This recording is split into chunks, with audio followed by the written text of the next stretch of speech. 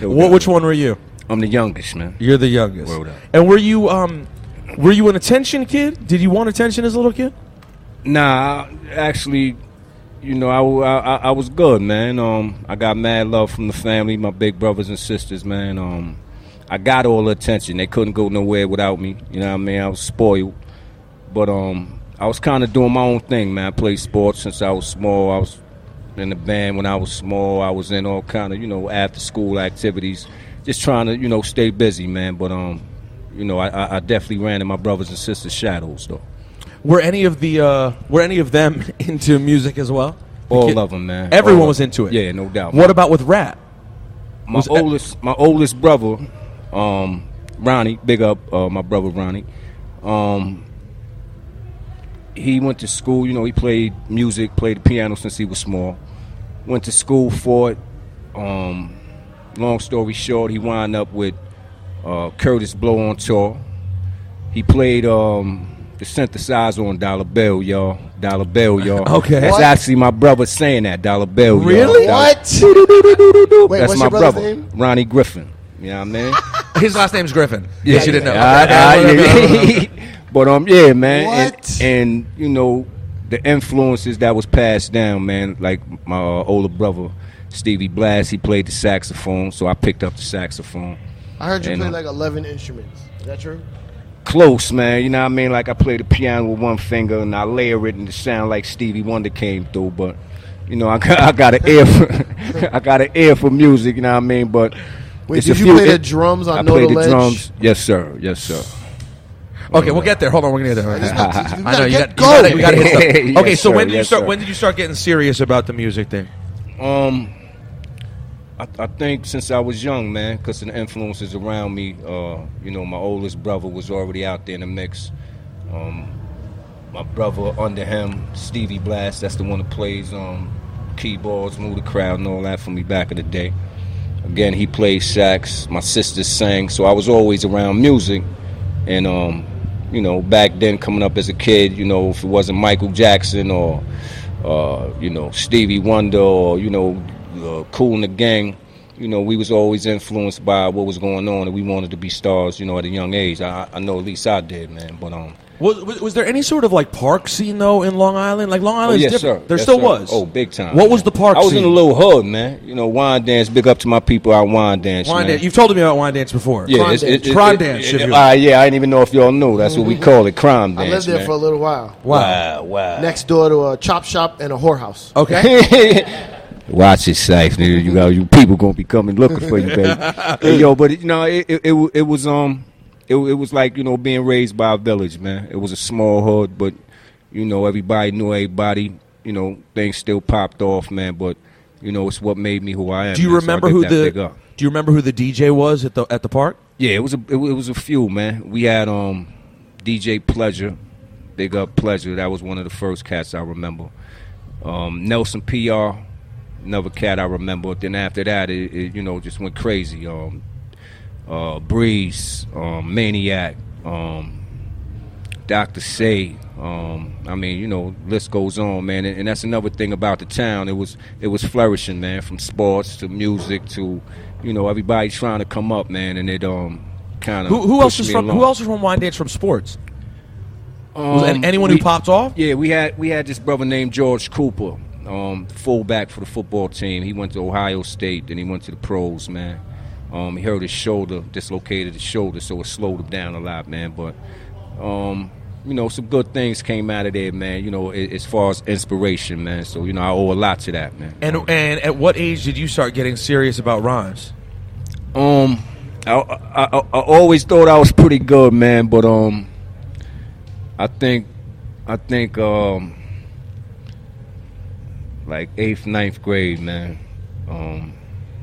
I started getting a little more serious, and at that time hip hop was growing in the hood, and at that time it was DJing and MCing for me. But I think about that time I knew I was ready to stick to MCing, man. But You know, I think it was a pretty good move. I'm all right on the ones and twos, man. But Wait, don't say you DJ too. Oh, no doubt, no doubt. Everyone DJ. It's one of the that's things you have to, today. man. Well, you have to, man. You know, I got the Serato set up in the crib. I got a whole room full of vinyl. You know what I mean? I switched over to the Serato, but. You know, we going to the crib tonight, man. I'm going to turn the Serato on and we going to rock on, you know what I mean? We starting it off with Annie Up, man. I told my man Fink, you know. But, yeah, man, we you know, we love this music, man. And, you know, So you start 8th, 9th grade, you start writing somewhat seriously. Is this like during school, you sitting in class just writing rhymes? Well, now, actually, what I was doing was kind of, you know, sponging everything up, man. That's when I started realizing that my education helped me, you know, in what I was doing, man. You know, hearing Mo D back in the day and Melly Mel back in the day, I realized, yo, man, either go get the newspaper or, you know, make sure you're in school early, man. I understood that vocabulary and understanding, you know, how to write essays, you know what I mean? It sound corny to all my young MCs out there, but listen, man, it's about understanding how to write, how to attract the crowd, how to tell a story, how to put, you know, interesting things in the story, man. And if you in that age right now, man, you in school, man, learn an essay, man, and watch how dope you get on the mic. You heard? Where in this story is gaining knowledge of self? I gained knowledge of self in 86, late 85. Same age though, 9th grade, 10th grade? No, 86, not until he was a rap, not until he was on already. Yeah, I just got knowledge of self in like late 85, 86. So your career was already starting. So you had just got knowledge when you first put out records? Just before I met Eric B, man. It was like maybe a few months before I met Eric B. Word up. So you get serious with the rhymes as a kid, and you're saying like... Did you get his rap name? What was your first rap name? Kid Wizard. Kid Wizard. Way better than Rakim. Way better. Way better. I should have kept that one, right? Exactly. Way better. Now, here's the thing, Rock. Here's what I got to ask you. All right. This is what makes you a genius. This is what makes you why everyone looks at you the way we do, and I'm nervous about talking to you. Thank you, my brother. I mean that from the bottom of my heart. This is a big deal for me. How were you able to write in a way that you hadn't heard anyone write previously? Good question. Before Rakim, there was no Rakim. I'll be honest, we don't look at those records like when people the same rap way. now in a certain way, we're like, oh, he kind of sounded like Rakim. But there was nothing like that before. Maybe you'll say it was Kaz. Maybe you'll say there was someone, but who was it that you based it on? Because I don't hear it. Nah, I think it had, well, you know, my biggest influence was Kaz, Melly Mel, and Mo D. You know, those are like my big brothers, man. But I think it was my music, my involvement with music, being around music, my mother playing jazz all the time, and me liking jazz and being in a band and learning how to play an instrument. I kind of learned time and space, you know what I mean? But my secret was John Coltrane, man. I used to listen to John Coltrane, and I used to want to make my flow sound like a John Coltrane solo, you know what I mean? And like the sax. No, I don't know. Because guess what? I'm a simpleton. You know what I mean? So your voice, you were making it like an instrument. Yes, sir. But the funny thing is, usually when people do that, like the people I think of making their voice like an instrument, I think of someone where the vocals, or the vocals are secondary. Like I think of Old Dirty in that way. But with Old Dirty, it's not about what he's saying; it's about the way he used his voice. Exactly. You actually use it's not just your voice. You use the words to fit that. Like you were such a master. Like. And intellect. Right, that's the thing. Like, you used word selection that other people didn't use previous to you. Like what you said earlier about how studying was important to what you did. It actually, like, would you try to find words? Oh, no doubt. Would you be looking in a dictionary like, yo, I'm going to find a good word to fit? Nah, like, it wasn't really, like, I couldn't look in the dictionary. It would kind of throw me off, because then you open a book of, you open the dictionary now, you see millions of words, and it takes... Method Man is saying hello to Rakim. Rakim. Method Man is saluting to Rakim. Saluting, hand on heart. He kind of waved to us. I'll take the wave. That's Papa Wu right there. That's Papa Wu, who's taking time. That's the first person I ever...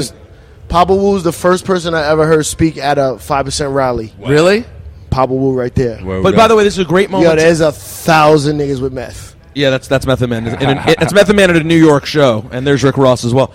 But this is a great moment to have with Rakim, and we'll get to it. I don't want to stop from where we are. Let's get back to. We'll talk about how other artists respect you, but about how you would find words for your rhymes. Oh yeah, I was always fishing for words, man, and that's what I mean by paying a little extra attention in English class and social studies and things like that. A lot of people used to ask me, yo, you be looking in the dictionary? Nah, man, I don't look in the dictionary, man, but you absorbed it. Exactly, man. I used to absorb everything I could, man, in the midst of, living. Okay, so here's the craziest question I have. Rakim, to me, you're like one of the coolest figures in my life. Were you cool in school? Oh, man, listen, man. Because you were paying attention in class, which wasn't always no cool doubt, thing. no doubt. But listen, man, I'm not going to sit here like I was a, straight A student or even a B student, but the teachers knew I can do it. I was a little knucklehead. Sometimes I skip class, you know what I mean? But I was a smart, young cat, man. I got it. But not because you weren't having a good time also, and you did both. You were social and you paid attention. You know what I mean? Exactly, man. Did you drink? And at the same time, moms and pops, they ain't play that, cutting school, and you know what I mean. Even though I did as much as I could, but your parents were on you. Ultimate respect for moms and pops, man. And you were always in a 2-parent home. Your parents were together. Yes, sir. Always. To this day. No, they passed away. They both have passed, but they stayed together. Always. Yes, sir. What about weed and drinking? What about it, man? Did you do that in high school? Yeah, I smoked a little in high school, man. You know what I mean? Drank a little bit in high school. But you weren't you weren't like out of control in any way. Nah, not at all, man. And again, I had to come home at night, and moms used to. And it's funny, she used to do it to the whole fam. You come in at night, late at night, toe up a little bit. Moms will look at you. She'd be like, "Come here, boy. Let me smell your eyes." You know what I mean? And being a young kid, the first thing you do is you sober up. You get nervous, and she'd be like, start laughing on you. But you had to have that respect for moms and pops. You couldn't come in sloppy. You know what I mean? You couldn't come in too late, especially on. They might have known you were doing something. Yeah, you know what I mean. But if they seen I was handling my little, swagger and coming home at the right time and waking up, going to school, feeding the dogs, you know what I mean, cleaning up my little area, cutting the grass. They ain't really had too much to say. Was it a big dog family? Do you guys always have dogs? Yeah, we had like 3 dogs, man. Who were the dogs? What kind of dogs? Had German Shepherds and Collies and shit like that. You still have dogs to this day or no? Oh, no doubt. Well, my wife got dogs and they kind of attached to me, but yeah. What kind of dogs do you have now? She got a mini Yorkie and a poodle, man. Yeah, please don't say both mini. The poodle's kind of big. Full size, okay. He's supposed to be, but the other ones are. I just want to picture Rakim with a mini. Oh, yo, you should see me on Sundays, G. Look. Dog right here, man. I got remote control every now and then. Damn, pardon me. Dog right here. I'll be like, yo, go upstairs with your moms, man. I always loved animals, man, so it's all right, man. It's all right. Okay, so we got to get to your career a little bit. How does it end up getting started, the actual career get started for Rakim? My man Alvin Toney, cat I grew up with in Wyandanch, from the football team. My man LBJ, what up, baby? He brought Eric B to my crib one day, man. Wait, did you say who? Albie? LBJ. Is it the same person Alvin or no? Tony. Different Albert. Who you think? Albie, different. Okay, just being clear. Someone else was Alvin giving. Tony. All right. So I'm sitting at the crib one day, and he knocks on the door, and I was real tight, because moms and pops ain't, appreciate just anybody coming to the crib too. So I go to the door, open the door, my man standing there with Eric B. So I look at him, I'm like, yo. He like, yo, Rod, this is Eric B, man. He lived with Marley Marl and Magic and all that. He want to make a record and shit. So I look at him and shit. Real shit. I look at Eric and shit. Like, yo, Duke, I don't like nobody in the crib. He's like, yo, Rob, real shit, man. Yo, he be with Marley. He work at BLS, boom. And at this time, I thought I was going to be a football player. You know what I mean? So I was like, all right, come on in the crib, man. Took him downstairs, and I had this little tape that I made. So when I go to college, niggas start talking, I could just put my tape in. And it's funny, I'm saying tape. Well, it was a cassette. Of course. You know what I mean? What else would it be? But as soon as niggas start talking, I could throw the cassette in and let it rock. I ain't have to say nothing. But I let Eric be in the crib. Took him downstairs, the little basement area Mom and Pop had hooked up real nice. Throw the joint in. And there was like a long version of my melody. You know what I mean? So Eric B heard it. Hold on, what beat? Who did the beat? His brother played on it. Oh, your brother played yeah, My Melody. Yeah, we used to go to my man Maniac house, this kid Paul Garrard. Big up to Maniac. We used to go to his crib. He had like a nice little setup where we can kind of make little beats, and I mean Casios and, you know, shit like that back in the day. But it was nice, man. But, you know, we used to go over there and do my little thing. But I let Eric B hear the tape, man, and he was like, yo, you know, I could take it to Marley and, you know, see what we can do with it. So I was like, you know, I'm going to college. I don't really want to make a record at this point. I said, but if you get a deal. Did you already get accepted to college, or you was going? Nah, I was just working out, trying to get, you know what I mean? You know, so you planned on going to college? Yeah, and, you know, my cousin kind of put a good word in for me at Stony Brook. So I was trying to, you know, work out, get my little game on. I played quarterback. You were quarterback? No doubt. You know By the way, I it's mean? only right. Yeah, it's only right. right. What else would he be? Gotta be in control, man. In control. But, yeah, man, it's doing that. And Eric B comes to the crib. I let him head, and I was like, yo, I don't really know if I want to do that. You know, he was like, well, yo, you can be featured on the joint, and you don't have to sign nothing. That's why it was Eric B featuring Rakim. Oh, okay. You know what I mean? So thank you, because I've always wondered about that. It's you know never quite made sense. Yeah, I thought I was going to be quarterback somewhere, man. So you didn't want to sign. You said, nah, let it be your record, and I'll just be featured on it. Word up. And he came up with it, but I was kind of hitting around, like, how could we do it where I don't have to sign?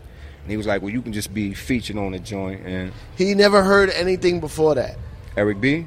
From me? That's the first, yeah. Yeah, that was the first. So somebody he knew told him. Yeah, my man Alvin Tony. Alvin told him this was kind of the story. He asked my man who was the nicest cat out there.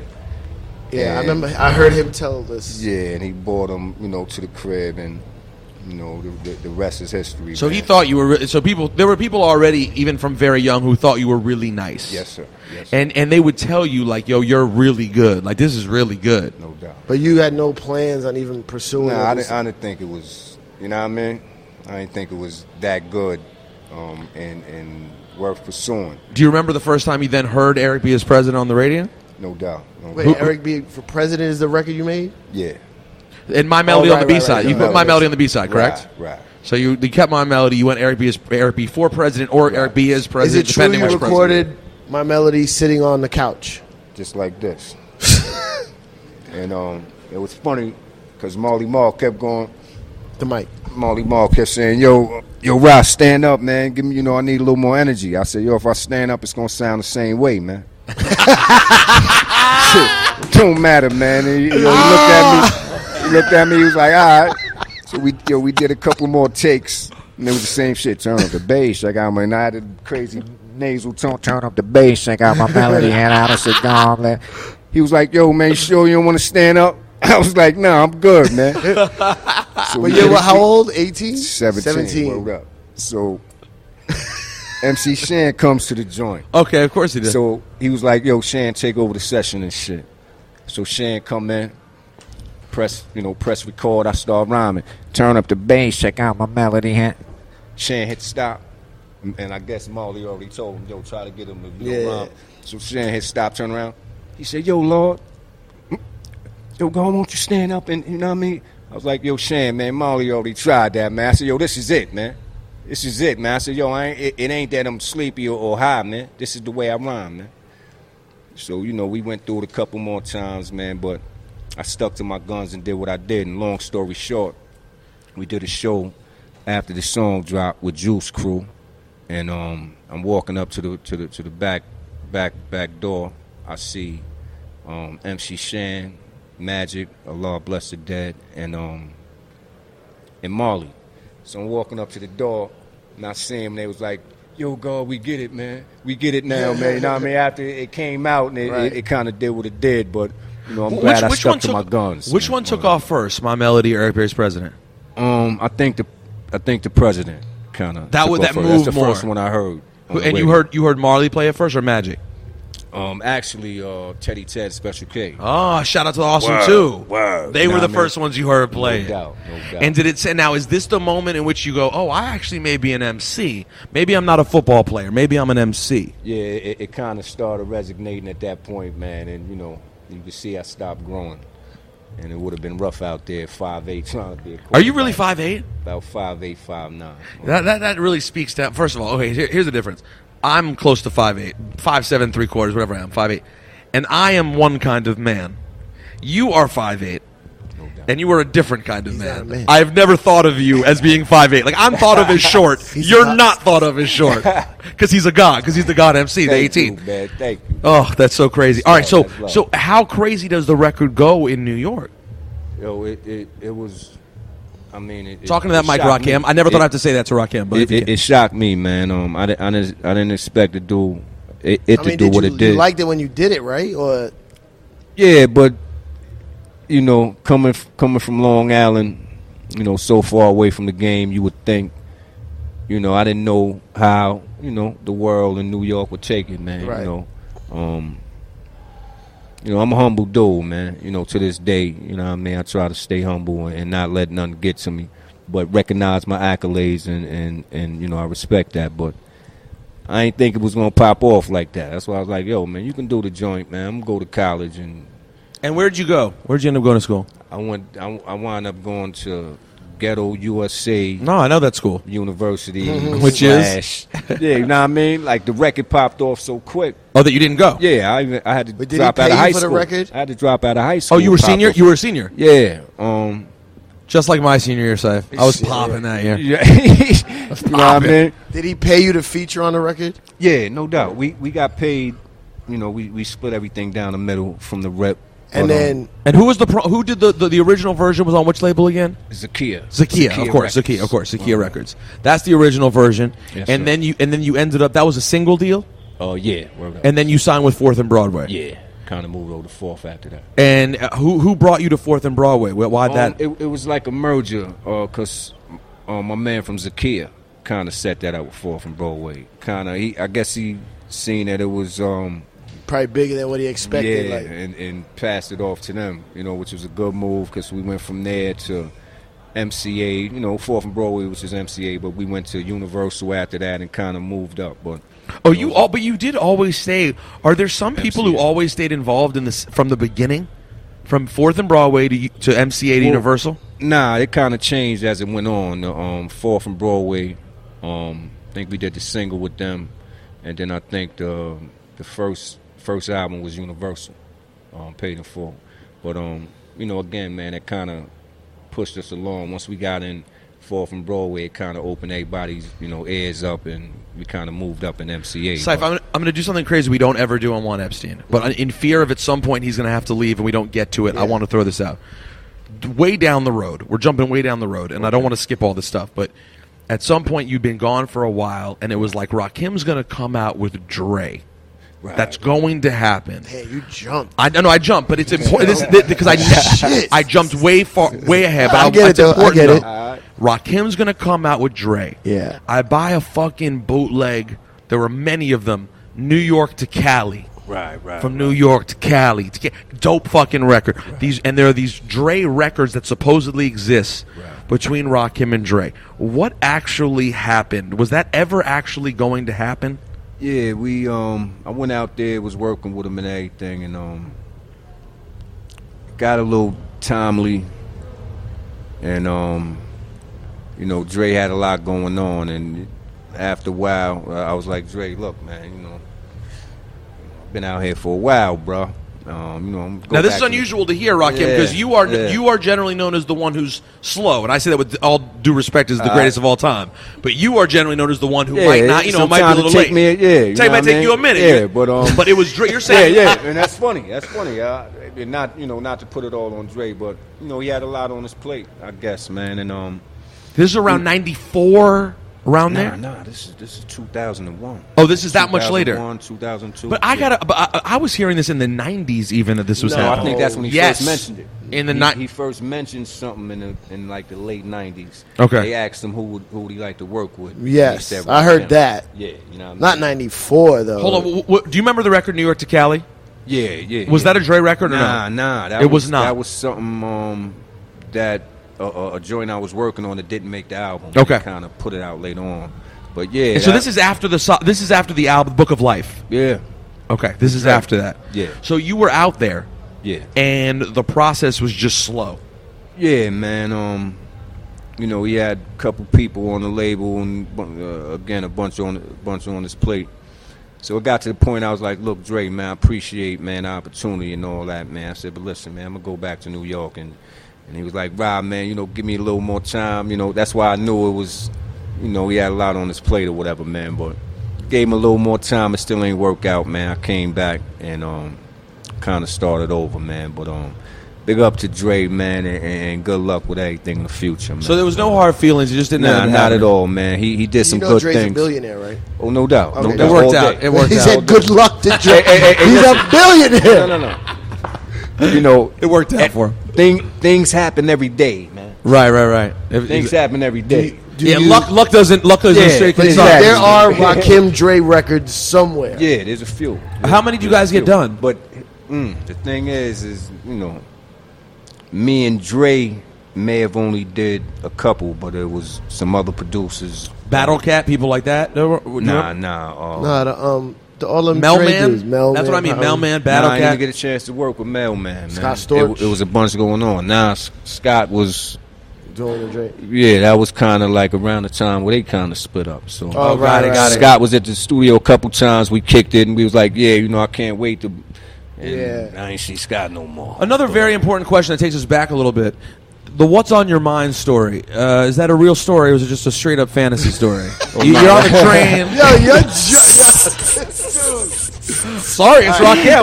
Go introduce Red and Meth. Go introduce Red and Meth. Don't ask me 5% questions. 5% questions are all you. All right, hurry up though, please. Hurry up. All right, so yeah, what's on your mind? Is that just a straight up fantasy story? What's up with that? Yeah, that's artistry, man.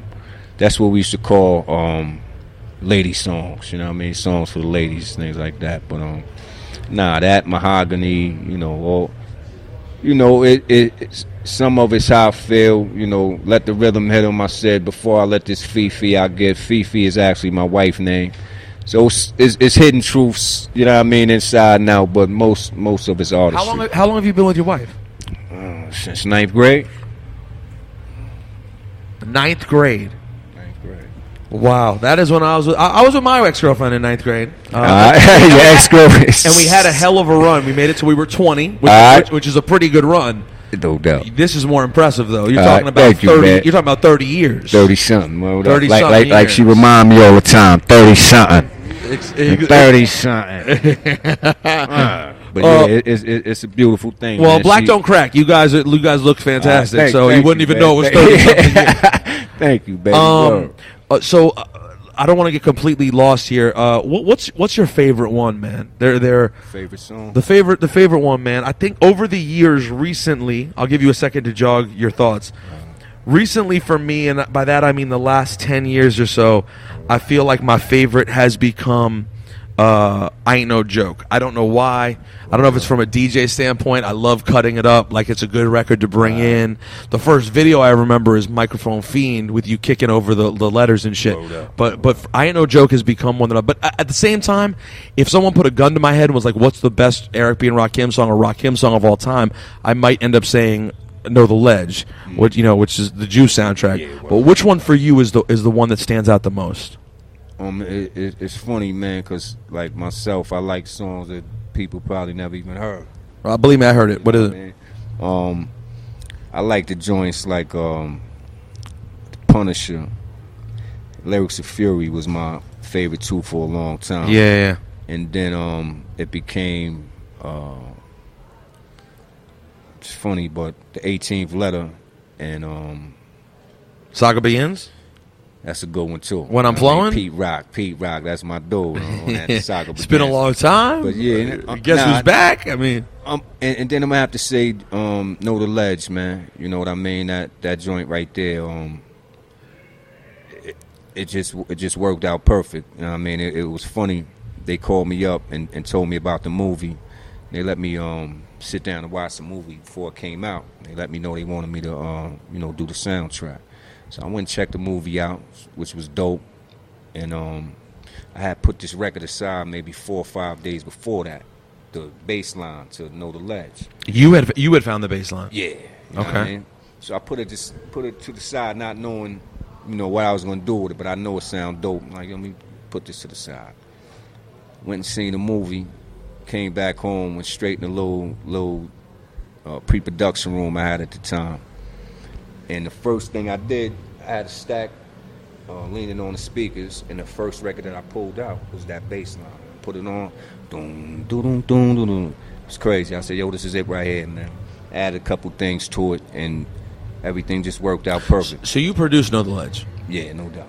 No doubt. How proud are you of that? Because that has to mean a little extra, too. I mean, you have great records that Marley did, but it's different when you did it yourself. Exactly, man. And again, I played the drums on that joint, and it was kind of like, you know, something that I kind of started from, you know, from scratch, man. And the way everything just popped off, it was like perfect. You know, sometimes when you're doing a record, you might have a vision or, you know, a certain sound that you're trying to create, and you might, you know, not get there, but you get close. I'm not saying that Juice was perfect, but it just, everything worked out perfect. Like I looped the beat up right quick in the crib. I was in this little tiny room. Wifey kept cracking the door open on me. But I wrote 2 verses to it, went to the studio, laid the 2 verses down, played the drums, took it back home, wrote the other 2 verses, came back in, and, you know what I mean, the rest is history, man. But, you know, the energy I got from that movie, man, and just the feeling of it, and I had a feeling it was going, you know, resonate big in hip-hop, man. So I kind of, you know, used that energy, and that's what came out. Did you like Ghostface's version? Did you ever hear? No doubt. That's my dude. Ghost is back? Yeah, that's my man. You and Ghost have to like each other. I couldn't imagine you not getting along. I mean, I love Ghost, man. I mean, he one of the cats that keep it so hip-hop, man. I respect him big time.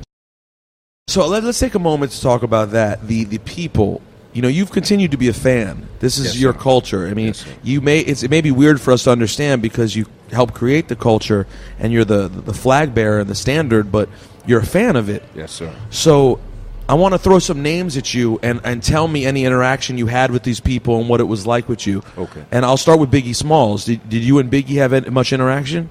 Yeah, man. A couple times, not much, but I remember the first time I seen Biggie. I was in Cali. I was taking my son. It's funny, man. I was taking my son to see Jimmy Iovine. This is when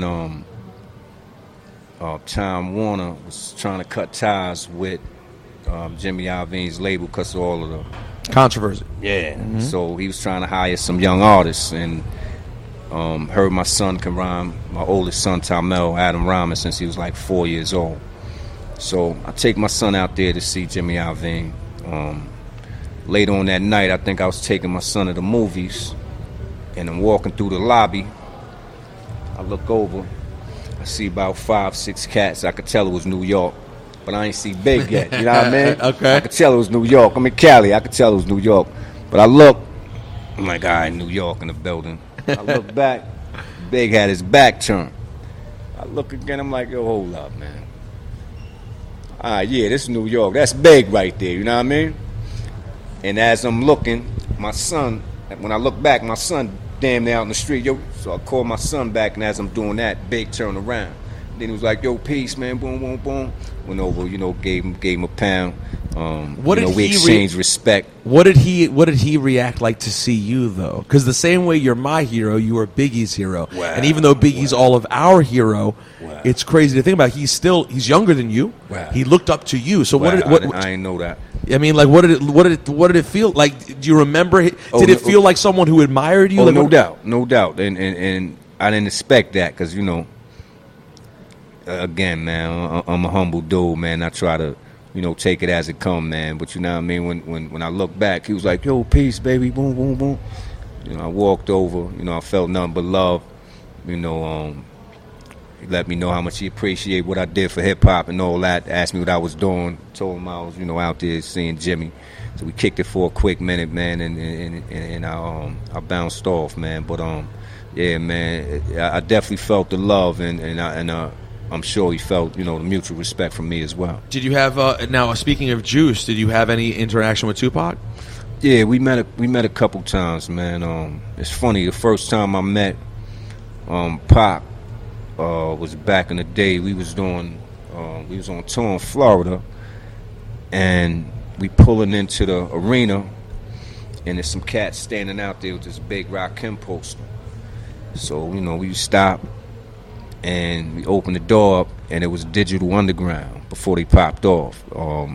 My man Hump had drew the picture. It's crazy. It was a picture of me laying on like Humpty Hump, Shock G, whichever Shock version G. it was. You know what I mean? My man Shock, he drew a mad piece, man. Big up Shock. He did actual artwork and drew a no picture. Doubt. Crazy too. I still got it in my studio to this day, man. Wow, to really? this day. Word up. And this was '89. Okay, yeah. When they first started popping. Word up. You know like what this I mean? is like Do What You Like. Yeah, Word yeah. is born. Just before that. You know okay. what I mean? Because after the joint came out, and I was like, oh, okay, that's bing, bing, bing, bing. You know what I mean? Yep. But dope artists, man, and I seen them that day.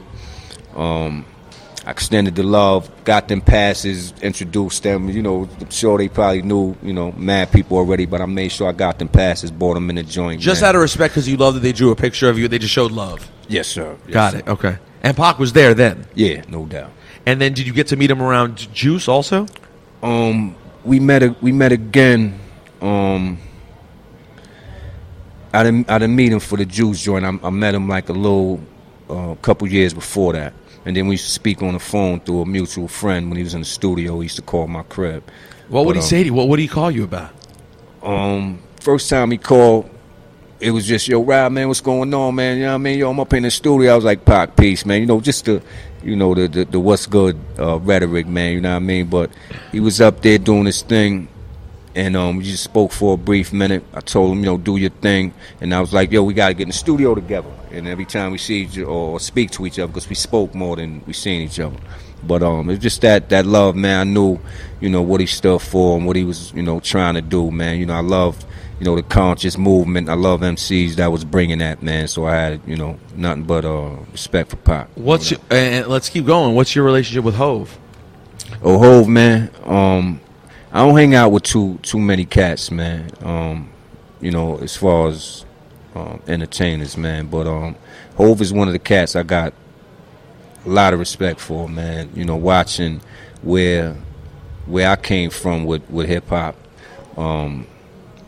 It was lucrative. It was lucrative then, man. But watching, how I grew and how he, did his thing, man. Not only in business, man, but on wax, man. I think Hov is one of the dopest songwriters to this day, man. You know what I mean? And met Hov a few times, and it's just none but respect, man. So let me ask this. I don't know how to ask this in a way that makes sense or is appropriate, but Hov, we all know, is richer than God, right? Like yes, Hov is it's him and Beyonce. They are no doubt. They are a different level. No doubt. You've obviously done well for yourself, but your biggest wealth is in who you are and what people think of you. Yes, sir. I'm nowhere near rich. Don't exactly. Don't You are somewhat a regular guy financially, right? Even though you're not a regular guy in the way we see you. Thank you. So what is it like when you have an interaction with someone like Hov, who, when you're, at one point, he obviously admires you, but at the same time, you're like, you couldn't even imagine the life that Hov lives, right? Even though he lives it partially because of you. Well, it goes around, man. Because I remember when I came out, me and Eric B had the first $1 million record contract, and when I came out, this is your second contract. Yeah, when we signed the first album deal. Oh, with Fourth and Broadway? No, excuse me, with MCA, Universal. Yeah, you okay. know what I mean? But we was living, pretty good large. at that time. You know what I mean? And you pulling up and your things, and you got your things on, and you got it's the same thing, I guess, that the people before me felt when that time was present. Of course. So, what I mean? I get it, and it don't bother me at all, man. Like, it never, crossed my mind. Like, and on that note, I'm a big sports fan, and it's the same thing that happened to them. Some of the, players back in the day that was trendsetters and trailblazers, you know, for some of the contracts that the players is getting now. Barry Sanders didn't even make what Todd Gurley makes, right? It's not even. And Barry Sanders is one of the greatest. Todd Gurley's a nice running back. He's not Barry Sanders at all. And not yet. Not yet. Big up, T. Yeah, I mean, you next, baby. Yeah, listen. But, you know what I mean? Hopefully, it doesn't run all over your Giants. Are you Giants? Yeah, all day, man. Hopefully, it doesn't run all over your Giants tomorrow. Yeah, man. And I got to get up early for that one. Early, I know. We'll wrap up soon, so I know you. Don't worry about it.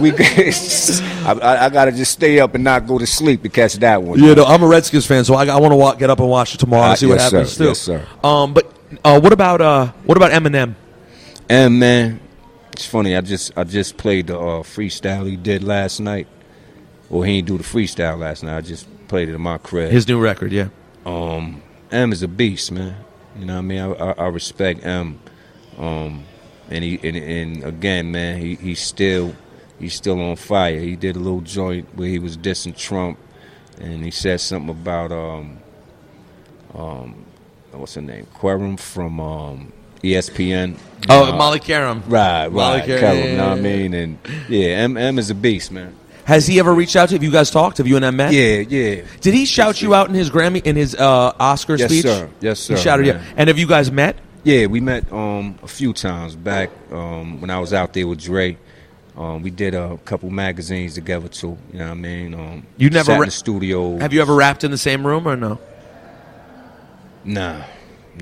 Is he one that sort of blew your mind as far as where he went with the same way we talked about? You didn't have someone to base it off of. Did you see him and go, "How did Eminem get to this place?" No doubt, man. Because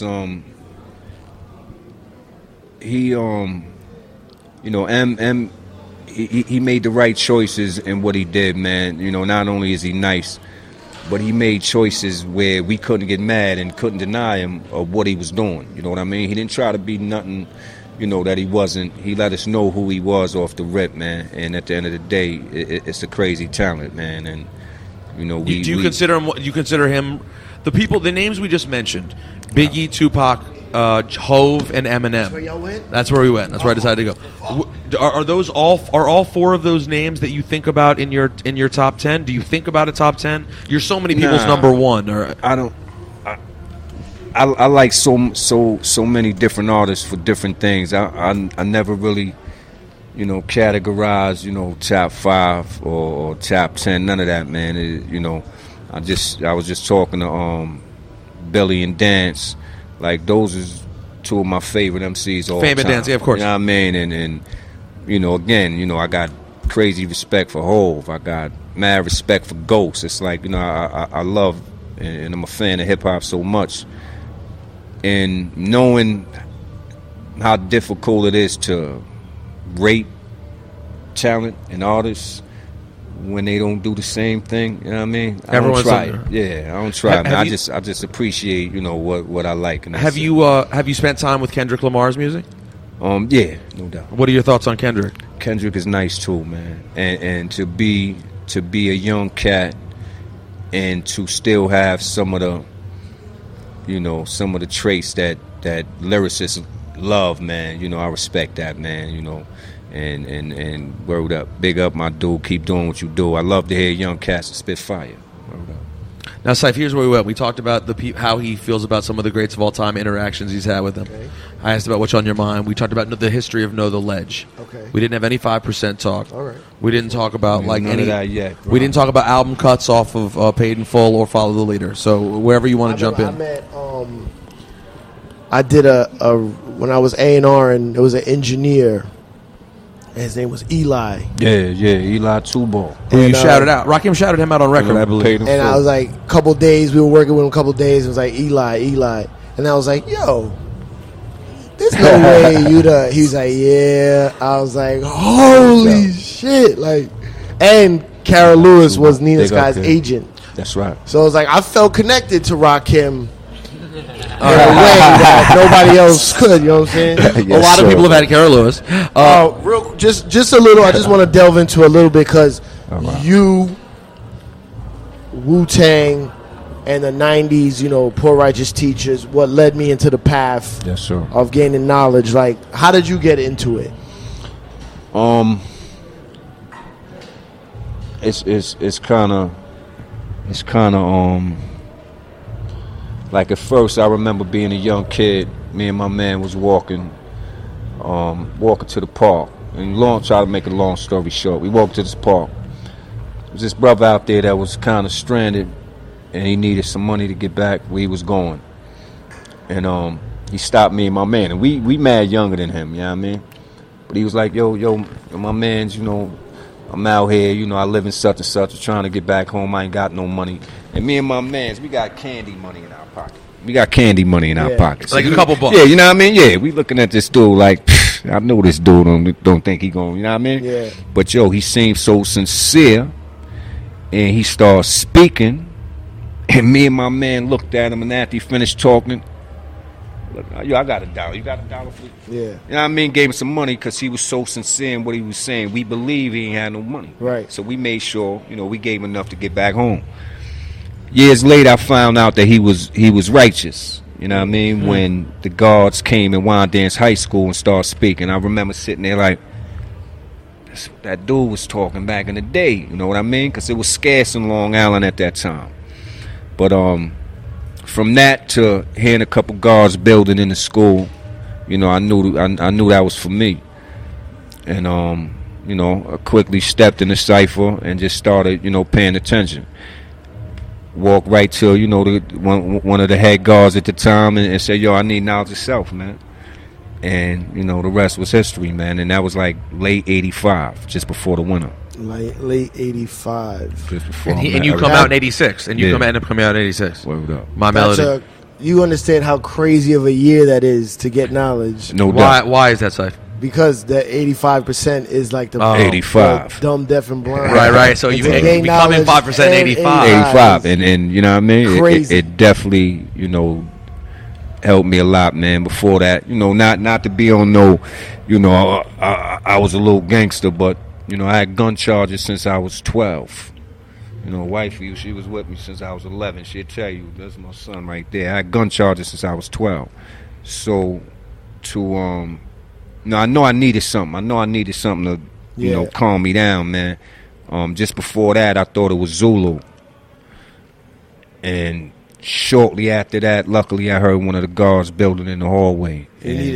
Word is born. Yeah. I needed something to, you know, slow me down, and you know, it was my life. Was perfect. Word up, man. Not. I wasn't in no street shit at all. I was just doing nothing. I was like just blind, watching TV, doing nothing, right. And listening to what I liked is I learned it in music form, so it all kind of like made me obviously who I am today. Yes, sir.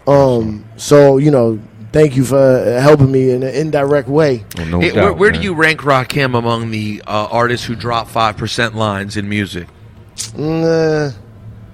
Not at the top. Not as high. Who's the highest? His shit, Brand Nubian's the highest. Oh, Brand Nubian's the highest. Brand Nubian was like everything they said. Everything. Straight, it was straight off the yeah. But Rakim's was so slick. Right. It was in there. You had to already have knowledge of self. A little okay, you listen to a Rakim song and then years later you get knowledge and you listen to it again and you're like, oh. Tell me a line. Tell me a Rakim like the 7 MCs. Okay, I don't know what that's the God number. Like it had to be relevant in some way, you know what I'm saying? Well, so like it'd be little, and in the ghetto there's like little slick. Well, you know, like my thing was at that time, it wasn't too many, you know, it wasn't nobody doing it at the time, and with respect for the culture, I wanted to make sure that I was doing it where people didn't feel I was trying to rob the culture. So I would never quote a degree word for word. I would only speak on understanding that I had and that found its way to the paper. You know what I mean? And crazy. Word up. But, how was there over the years? There's been some things said about the relationship between you and Kane. Yeah. You know, you guys are sort of 1 and 1A. Eric B's brother was his road manager, right? So there was always like there was a connection, and you were the number one guy. Kane was clearly right there. No doubt. You know, I mean, Kane is he's right there. Yes, sir. So what's let's start with what the relationship used to be like. Did you have a relationship with Kane in those days? we met each other a couple times.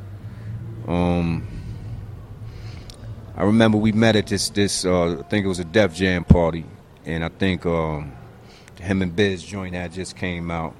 Just Rhyme with Biz. Yeah, and arguably the most sampled rap song in history. Yeah. Definitely by Pete Rock. Certainly by Pete Rock, who's here today. He probably bought Kane a house. He used it on your records, I think, too. On Saga Begins. Yeah. Word up, man. He might be on there. And we met at a Def Jam party. You know what I mean? Kicked it a little bit, said what's up. And then after that, you know, we might see each other for a quick minute, but we ain't, you know, really speak much. And you know, then the silly shit started happening, where, you know, I thought Kane was popping off, and I guess people was telling him I was popping off too. You know how them Brooklyn niggas do. You know That's what they would say. That's what they would say. Word up. So I went and recorded Let the Rhythm Hit 'Em, and I think at the end of the first verse I said something to Kane, and I remember sitting at the crib, and Eric B, brother, and which is very sick right now too, man. I want to send him some love. He out in Vegas in the hospital, man. Hope you get better, my brother, if you listening, man. But and Live called me up. He was like, "Yo, Rob, man, Kane want to talk to you." I was like, "Yo, Ant, don't put him on."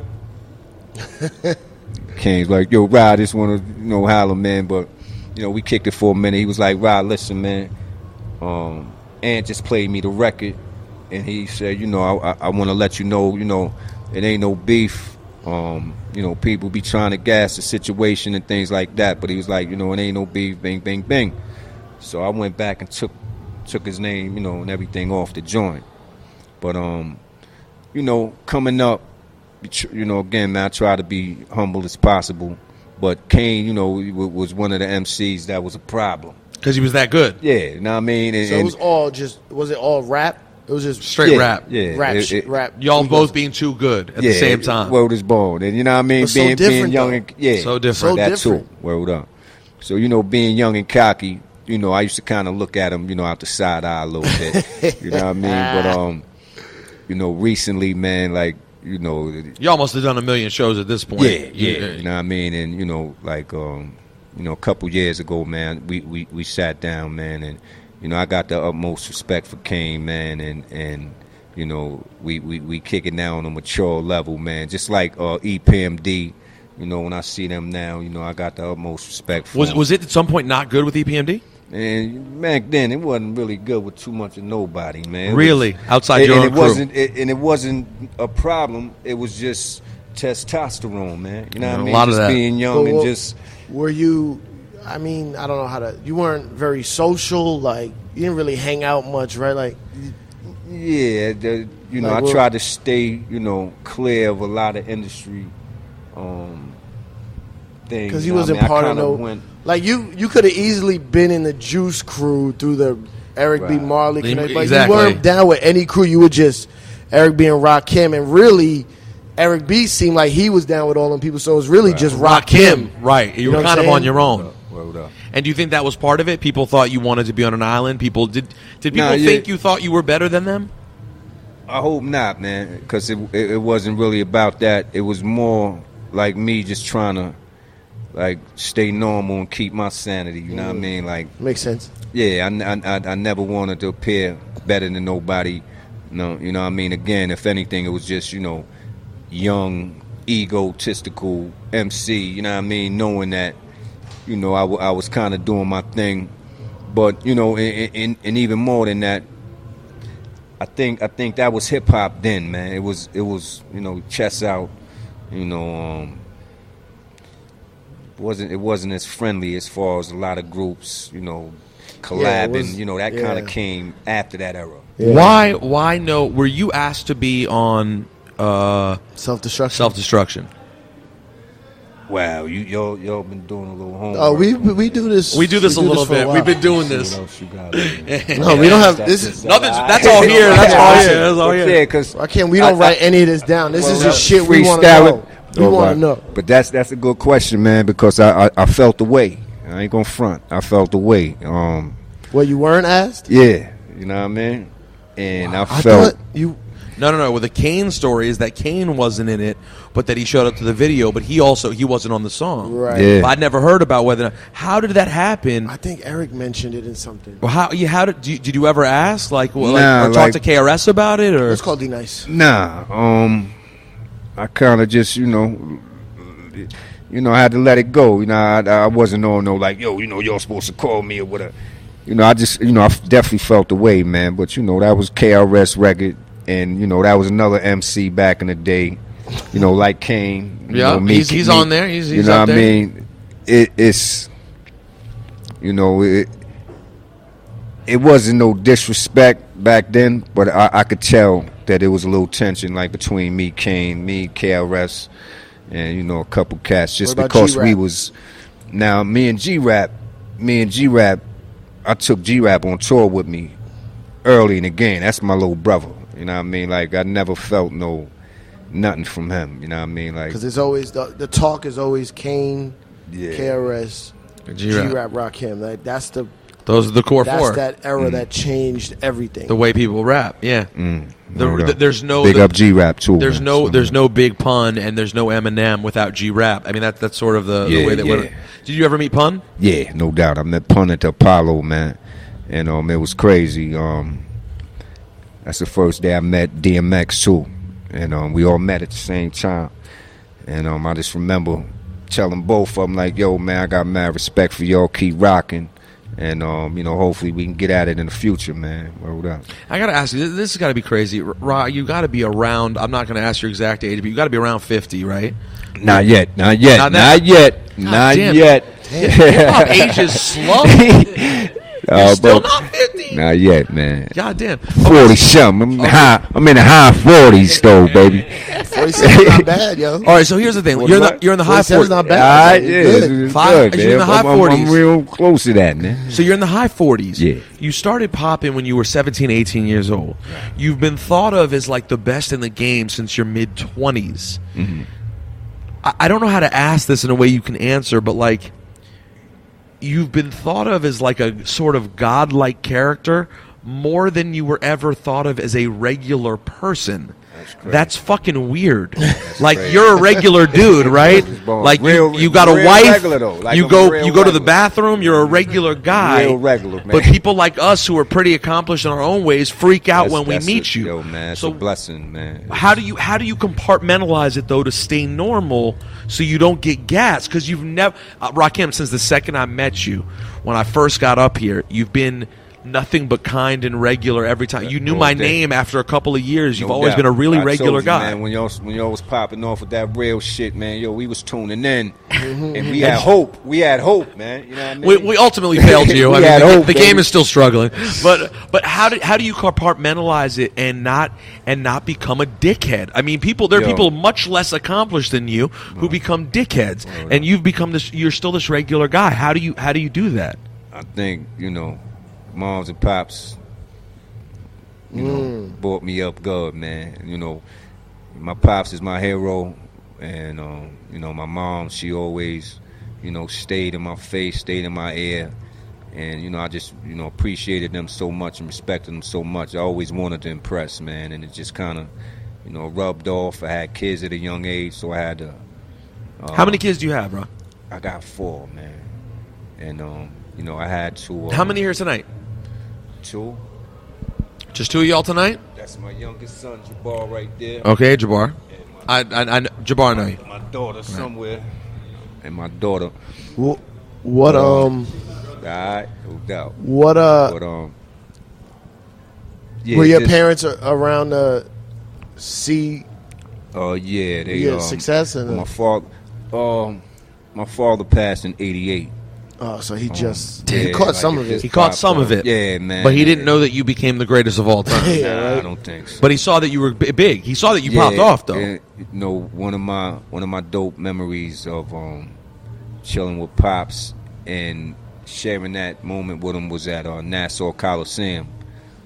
And Of course, he came to the Long Island show. yes sir, yeah, I mean. Going to the garden? He was not going to the garden. Nah, man. You go to Nassau, But, though. that's crazy. Mom and Pop was from Brooklyn, man. So Oh, really? it was Okay, never okay. no issue with that. But Okay. Know what I mean? But I just remember going up the side, they used to have these little steps on the side of the stage. And I just remember every time I went to the left side, you know, my pops was right there, man, and it, you know, kept looking him in his face. So, you know, like, you know, am I doing my thing? Is, you know what I mean? Yeah. But yo, it was a beautiful feeling, man.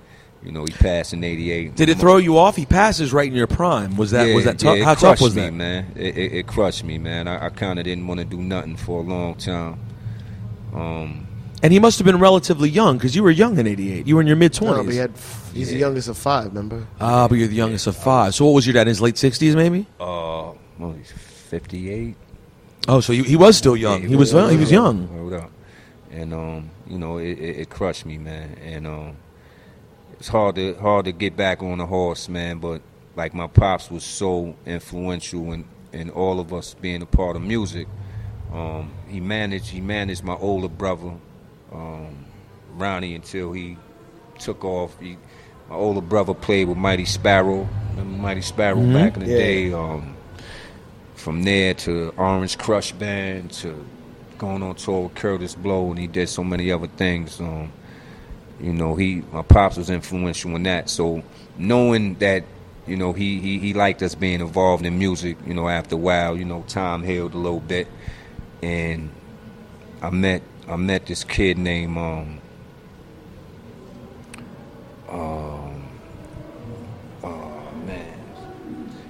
little high right now. It's all right. It's been a long night. My man C that did some joints on my album. Okay. Lost Professors people. Paul C. Excuse me, No, Paul, man. no, Paul, man. Excuse me, baby. Respect, know baby. Paul C, yeah. But yeah, I met Paul C. By the way, you see how respectful Rakim is, that he's being that respectful to a man who's been deceased for a very long Yeah, time. he and he can still hear wants us, to get his man, name right. you know, big respect, man. Of course, the legend Paul yeah, C. man. And it was crazy because I'm good. It was crazy because, you know, I haven't wrote in a while, and I met his girlfriend through somebody that lived in Wyandanch, and she was like, "Yo, my husband make beats." So I was like, "All right," you know, I didn't think it was what I was gonna hear. But I was like, "All right, well, if you can get them some tracks to me from him, you know, I'll see what's up." Long story short, he sent some tracks out. They was dope. I went to his crib, played me some heat, and then he gave me Ghetto. And that's the first thing I wrote since my past pops. Paul C did that beat? Yeah. Paul C did that as the first thing you did since your pops passed away. Wrote up. First thing I penned since he passed. And that's a good one. Yeah, it you know, I kind of, again, man, knowing that he would have wanted me to do my thing, and I felt that the song was right. It had that feel on it. And you know, that's why I threw it. I'm glad I listened when my father was rapping to me, joining there, man. But yeah, man, that was my hero, man. Do you feel the need to put out more albums? Do you want to add to what you've done? I mean, I want to say this right now while I have you here. The 18th Letter is, in my opinion, one of the most slept-on rap albums in history. Thank you. You know, I know it ended up, I think it went platinum eventually. Yeah. But it was... It crept along. It crept along. Yeah, yes, sir. But I remember at the time there were people who were disappointed. And for me, it's just such a thorough album. It's different. Word up. Oh, there you go, Ciph. Playing off the iPhone. Original sample. Wait, oh. 24 karat black. So I thought 18th Letter was a beautiful piece of work. Thanks. Book of the next one. What was the next one with Book of Life with When I Be on the Mic on it? Book of Life. That was Book of Life. So now it's been some time since you've made a record. Do you feel the need to make more, or do you feel like, you know, doing shows and playing the role you play is enough for you in the hip hop game at this point? Nah, man. You know, for the amount of love that I got for it, I definitely want to make another album. Maybe Dre's ready. What up, kid? But after Joyce was Coco. good. What up, Coco? No, Joyce. Joyce with Jazzy? Sorry, I'm drunk. I'm sorry, I've had multiple drinks. Jazzy, Coco, I love them both. Jesus, they're good female DJs. Give me a goddamn break, okay? Very good. Whoa. Hi, Jazzy. But yeah, man. Oh, so you think you would want to make another album? Though? Yeah, definitely, man. Like, you know, to this day, man. I mean, you know, I love rhyming.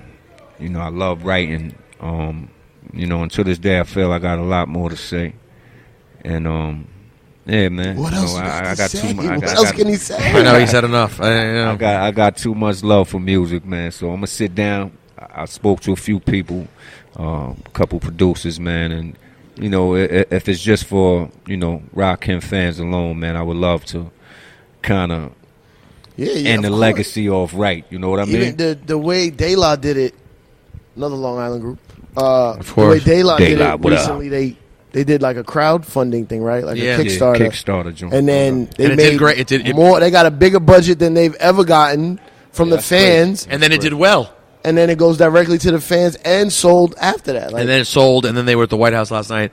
Shout out to De La Soul. I think that's an amazing story as well. Big up, y'all. Last artist I want to ask you about. So I asked you this. I saw you backstage at Rock the Bells, and you already answered this, but I want to ask Juan Epstein. You did not write Summertime. Nah. Here it is, a groove, slightly transformed. but that beat was yours though, right? Was the beat yours? Well, we actually had sample. We used the same sample. We was gonna bring it out, but we never got a chance to do it after they did it. I think I heard Eric tell the story that Eric told him that they had that sample or something. So maybe he was. It was in his brain. Yeah, maybe it was on his mind. Do you know Fresh Prince? Yeah. We did That's a what lot you of call him? shows Fresh back Prince? in the If day. I'm talking to Rakim, I gotta call him Fresh Prince. He ain't Will Smith. We going back to Fresh Prince. All right. But you have a relationship with Will? Yeah, we used to do Latin Quarter. Like I met him like early in, what was it, 86, 87 when what was it, Parents Just Don't Understand came out. I remember we did a show at the Latin Quarter together. And, Did you think it was good? Like, did you? Because Parents Just Don't Understand was a straight up pop record. Yeah, I mean, it was, you know what I mean? Like, you know, I love Will Smith, man. But yeah, you know, we thought that was like, you know. It was what it was. I heard- You thought it was what it was. Yeah. But I heard you know he what was super cool though. Oh, no doubt, man. So, and like- Jazzy Jeff, man, to this day, The that's greatest like DJ of all word time, is in my born, opinion. man. Like most, and you know, to this day, man, you know, I got nothing but respect for Jeff and for what Will did and managed to do with his career and you know, take it to the next level. I'm not gonna front. When I look at Fresh Prince and when I see Will on screen, I think hip hop. Of course. Yes, Because absolutely. It was. You know what I 100%. mean? That's where he came from, and it feel good that And somebody he was 100% authentic, and he devoted meant to what he was doing. Yeah, You know what I mean? he was definitely like. to this day, whenever I see him in a movie, I think hip hop, man. Yeah, So I agree. word up, keep doing Did you your ever thing. ghostwrite for anyone that we might not think of? Nah, man, I was too, Never ghostwrote? Yeah, man, I was too stingy with Selfish, it, man. selfish with the rhyme. Yeah, man, like Don't get them I'm Rakim not- bars. Word is bone. I remember, you know, back in the day when E came to me, he was like, "Wow, somebody," I was like, Right there, nah, bars. Man. Like, nah, man, I don't do that, bro. Like, nah, man, this is me right here. I don't even know what I'm gonna say on my next rhyme, man. And to write it for somebody else, nah, man. But if I would have known what I know now, just spreading the talent, and I would have did it. Word up. Ciph, you It'd have be something weird else? to write the whole rhyme for somebody, but collaborating with somebody would have been cool. Or like, I don't know. You weren't even really ever. You didn't have like a lot of features, or weren't no. a feature on stuff. I Jody stayed away from Watley. that. Yeah, Jody Watley. Yeah, the I had to do that. the I got truth, the call on truth that. hurts. Yeah. Yo, Rakim, what the fuck, bro? Hold on. We're sitting here. This is by the time I grow up on Rakim. Okay. And then here we are in 2000, whatever it is. I'm on the radio now as like a young adult on the radio. And you get a smash with Truth Hurts Addictive. It seems so random. How did that happen? That was your last hit, right? Yeah. Your last true hit. How did that happen? Good call, Around Cypher Sound. Dre, Dre in the studio. Dre, right? He was doing her album. And actually the writers was in there writing. She wasn't even there that day. The writers was in there writing, and I walked in. I was like, "Yo, what's that?" I heard the Arab music. I'm like, "Yo, what's that, Dre?" He was like, "Yo, that's such and such." I'm like, "Yo, man, save me 16 on it." He was like, "That's an R&B joint." I said, "Save me 16 on yeah, it." you heard what I said. You heard what I said. Save I'm me Rakim 16 Allah. on that, man. And sure enough, they finished the joint. She went and laid it down, and I went to the studio one day. Dre played it. I was like, "Yeah, that's hot." And he was like, "You gonna do it?" I'm like, "Hell yeah, what's good?" He was like, "You got 16." Went home that night, blew it out, came back the next day, and it was a good piece of little chemistry we had, man. That was, you have no idea how happy I was to be on the radio and playing a Rakim record. Right, yeah. Yo, are you Scooty-Doo. Scooty-Doo? You fuck with any Drake records? Drake? Yeah, man. Listen, man. Yeah, what that left field. Yeah. Left, but I gotta add, it's an interesting. Hold on, let's be Way clear. left field. Drake is hands down the biggest rapper in hip hop. There's no question. No doubt. And Rakim's the greatest of all time. So I'm curious of what your thoughts are on Drake's music. Yeah, man. Like, you know, at the end of the day, you can't front, man. Drake makes good music. He, you know, he sticks to his brand. He know what he wants to do, and you know, me being as far as hip hop, I like a little bit of the, you know, the melodic. I don't know, but You like joints for the ladies. Let's be clear. Oh, no doubt, Rakim no was doubt. down to make a joint for the ladies. no doubt. But saying like, you know, like meaning, you know, I love fame and dance. Of Like, course. I love that kind of hip hop. But you can't front, man. If you driving and a Drake song come on, you know, when you first hear it, you might not love it, but after a while, it's like, yo, Yeah. can't front, man. Like, yo, keep doing your thing, man, and you know, making good records, man. And what we got to do, we just got to make sure we know how to, you know, label it, man. I think that's the problem right now, man. Everyone labeling Everybody- everything the same. Yeah, you know what I mean. Yeah. Everybody Like calls Lil it Yachty's hip-hop. getting labeled the same thing as Kendrick, Right. when Lil Yachty's great and Right. Kendrick's great, Yeah, but they're and great in rock- different ways. Exactly, In rock, man. there's so many Exactly. subgenres, but hip hop is just hip hop. rap. Yeah, It's- it's and- rap. and- Yeah. You know? I know. I find And- that to be a problem too. And I think people wouldn't have much, you know, as a problem with certain things that I think if we labeled it right, man. So, you know, maybe, you know, it's gonna take somebody like yourselves, man, to kind of set up the What that genre is. you know what I mean? Or just, you know, bring that awareness to the table that we have to get a little order